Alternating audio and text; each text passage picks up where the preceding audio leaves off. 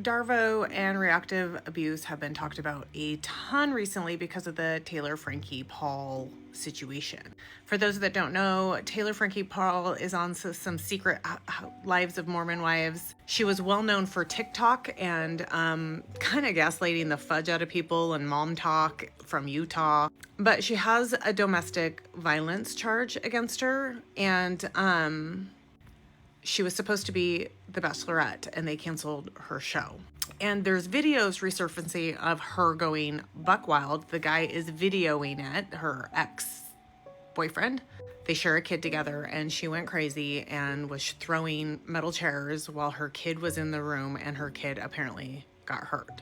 Now, a lot of people are saying it's reactive abuse because he's staying calm and he's filming it, which is common. If you don't know what a reactive abuse is, it's where an abuser or the emotional, psychological, mental abuser will poke until you react, and then they film it a lot of times. They don't always film it, but they just like to make other people like, look how she's crazy. Look that she's the crazy one.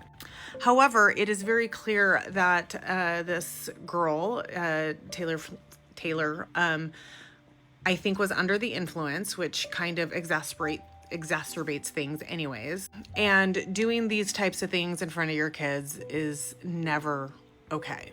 Now, we don't know all the facts. We're not on the inside. We can't know for sure if this is reactive abuse or if she is very much a problem. They both seem like they have problematic things going on. But you cannot excuse somebody for doing things in front of their kids that endanger the kids. There's no excuse for that.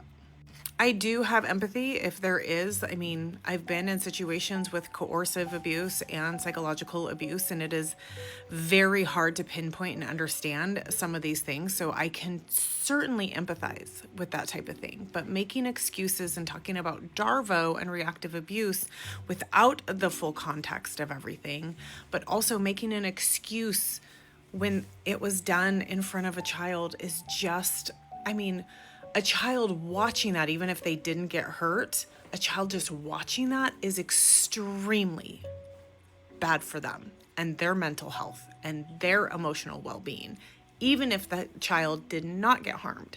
And I think people need to understand that kind of volatile relationship is so bad for children to be around. It just is. I hope that she gets the help that she needs, but we need to not make excuses for females just because they're females. Like, females can be the abusers. And I'm not saying that he wasn't. I don't know. But regardless, the volatility and what was happening in front of a child is wretched and not okay. And we cannot make excuses for that.